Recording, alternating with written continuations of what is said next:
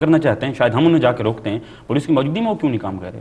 ये सिर्फ और सिर्फ उनकी डॉक्टर, हमारी जितनी डॉक्टर्स कम्युनिटी है, इतनी वो खाइफ है, इतनी वो खौफजदा हो चुकी है, इतनी वो उनमें गम गुस्सा है कि ये ब्यूरोक्रेसी हमारे साथ कर क्या रही है। हमारे सीनियर्स के साथ, हमें जूनियर्स के साथ यूँ ह्यूमिलेटिंग बिहेवियर इसका क्या आप अंदाज़ा नहीं कर सकते। और जब जैसी पॉलिटिकल लीडरशिप सामने आई, सरदार जुल्फ़िकार खोसा साहब की कमेटी सामने आई, मुज़ाकरात हुए और he was so kind, he was so nice कि विद इन 15 मिनट्स मसले रिजॉल्व हो गए थे।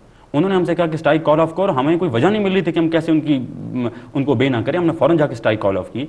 बातें आपके ख्याल में ब्यूरोक्रेसी जो है वो मुस्लिम लीग नून की जो हुकूमत है उसकी मर्जी के बगैर कोई स्टैंड ले सकती है?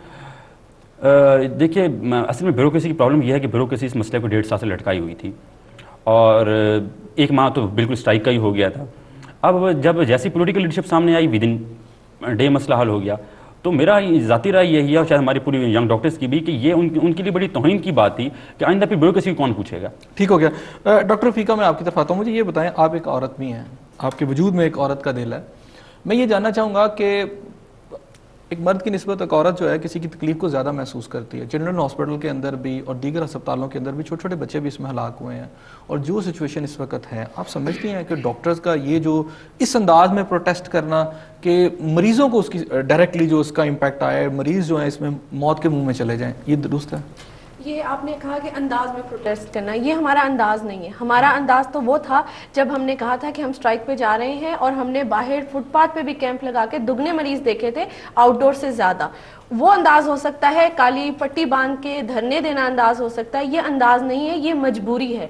अगर आप अस्पताल में पुलिस खड़ी कर देंगे, बाकी हमारे जो ये तो अब आके हुई है ना पुलिस। मैं तो बात कर रहा हूँ कि पिछले 1-2 माह से तो ऐसी सिचुएशन नहीं थी। 1-2 माह से तो इमरजेंसी बंद, सर्विसेज विड्रॉ भी नहीं थी। जब पुलिस हमलावर हुई है, जब पुलिस ने जेलों में डाला, उसके बाद इस नौबत पे जाना पड़ा। पहले कब इमरजेंसी से विड्रॉ हुई है? पहले हमारी सर्विसेज चल रही थी, सिर्फ हमने टोकन स्ट्राइक की थी। उससे पहले हमने टोकन स्ट्राइक चल रही थी, उसके बाद हमने आउटडोर बंद किए थे और वो भी बंद नहीं किए थे। हमने सर्विसेज विड्रॉ करके हमने कहा था सरकार की इमारत उनको मुबारक, हम सड़क पे बैठ के मरीज देखेंगे।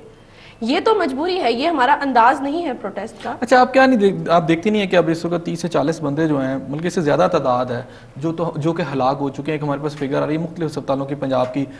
इसके अलावा जो जिनको बड़ी ज़रूरी मेडिकल ट्रीटमेंट की ज़रूरत है उनको वो नहीं मिल रही और बड़े बदहाल हो गए हैं लोग, मरीज़ और उनके लाकीन के साथ जो सिचुएशन है। किस तरह ये मामला ख़त्म होगा? सर, इसका मैं अगर जवाब देना चाहूँ कि ये देखिए, आपका एक चैनल है, इसका एक मालिक है।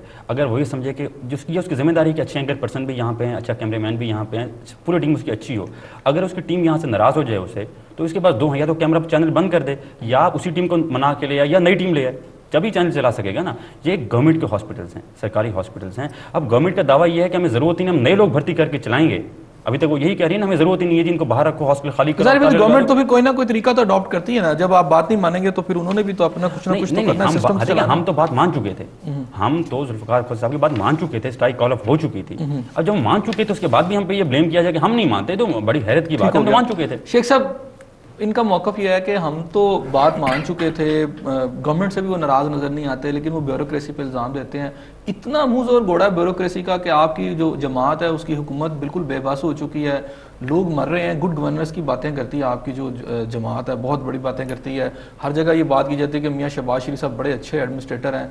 तो पंजाब के अंदर उनकी नाक के नीचे इतने लोग मर रहे हैं, इंसानी जान बड़ी कीमती होती है, क्यों नहीं आप लोग अपना रवैया बदलते? बिस्मिल्लाहिर्रहमानिर्रहीम। ऐसा में एक तो पहली बात यह है कि आज मैं अपने आप को बड़ा ऐसे इज्जत समझता हूँ कि ऐसे पेशे के लोग आज मेरे साथ शरीक गुफ्तगू हैं जो कि मतलब इस माशरे में जिनका एक फ़र्ज़ है कि वो इंसानियत की, दुखी इंसानियत की और जो बीमार हैं, जो बेकस हैं, उनकी मदद करते हैं। इसमें आपको थोड़ा सा इसमें जाना पड़ेगा। ये कहीं ना कहीं, मैं आपसे पहले भी ये बात कर चुका हूँ कि कहीं ना कहीं कोई खराबी ज़रूर है।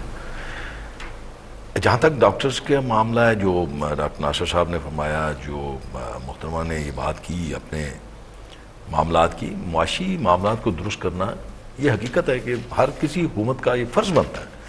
और जो लोग उनके साथ काम करते हैं या जो उनके इदारों में काम करते हैं, उनकी माशी बदहाली को ठीक करना, दुरुस्त करना, ये हुकूमत वक्त का एक फ़र्ज़ है।